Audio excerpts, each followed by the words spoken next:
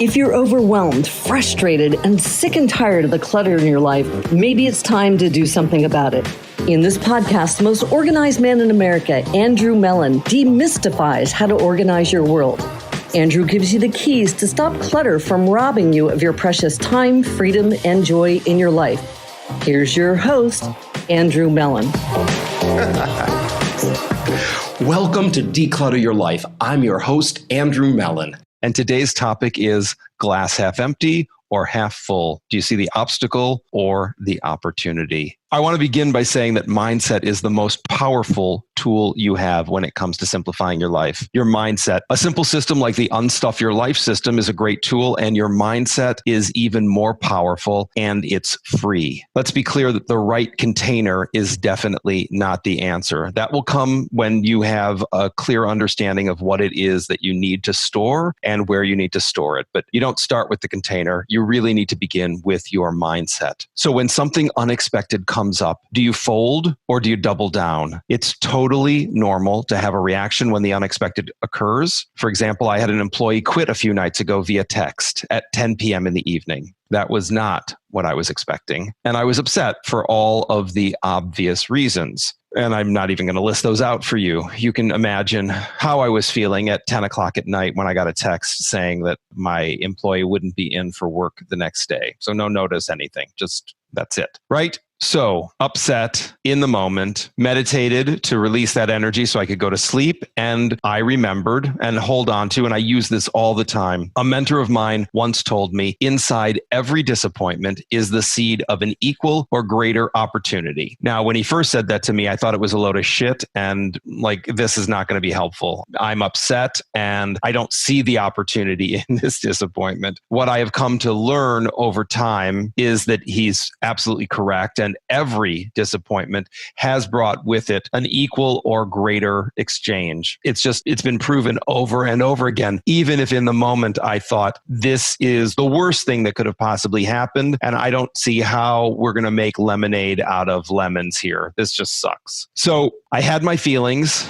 I meditated, I went to bed, and the next morning I woke up and I moved into action because that's what I needed to do. There are still clients that need support. There are still prospective clients that are looking to speak with me. There are still podcasts that need to be recorded and published. And no amount of complaining about bad behavior is going to move any of those things forward, right? So I have my feelings. And then I move into action. I adjust my mindset and remind myself that even though I'm upset and there are complications that arise as a result of this setback, it is momentary and there is an opportunity here, even if I can't see it. So if I take just one more step forward, just the next step forward, something is going to happen, some shift is going to happen, and it will be at least as good as if nothing had happened, and chances are better. So let's be clear, I continue to have feelings, right? I mean, this has been several days ago now, and I woke up this morning with some feelings, and now here I am in front of the camera recording another episode. So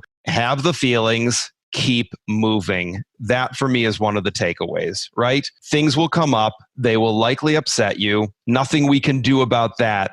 After you have your upset, what do you need to do to get back into action? And that's not a rhetorical question. I think each of us needs to identify that for ourselves. What is it that's going to move you back into action? Because nothing is served by allowing the unexpected to derail your progress. When you're trying to simplify your life, when you're trying to get and stay organized, allowing these kinds of unexpected things to happen, allowing these unexpected things when they happen to derail you only upsets you more. So, and if you think about it, right, you're likely to feel worse and talk more shit to yourself for the failure to overcome setbacks. So that becomes a lose-lose proposition. When something comes up, and it will come up, right? Now we're accepting that the unexpected will occur. We're no longer surprised when it occurs. We now are prepared for it to occur. So what do you need to do to be surprised, but not surprised because you're now expecting it to happen? You're not going to know what shape it will come in, but you know that it's on its way. So forewarned is forearmed.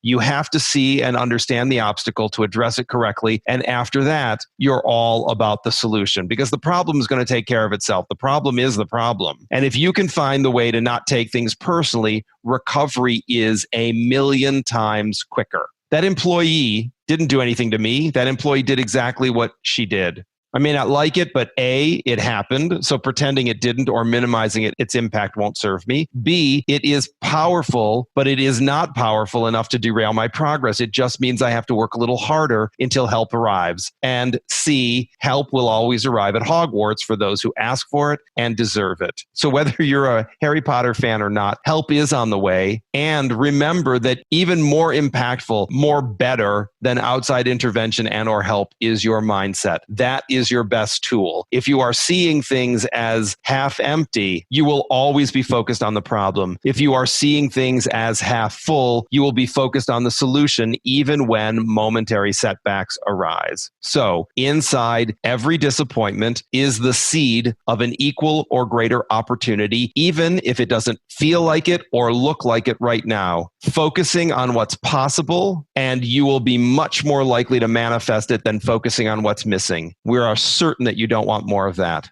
So that's it for today's episode. Be sure to join us here for other episodes of Declutter Your Life. Again, I'm your host, Andrew Mellen. I'll look forward to being with you again real soon. That's it for today's episode. Head on over to iTunes and subscribe to the show. One lucky person every single week that posts a review on iTunes will win a chance in the grand prize drawing to win a $25,000 private VIP day with Andrew Mellen himself. Be sure to go to declutteryourlifeshow.com and pick up a free copy of Andrew's gift. And join us on the next episodes.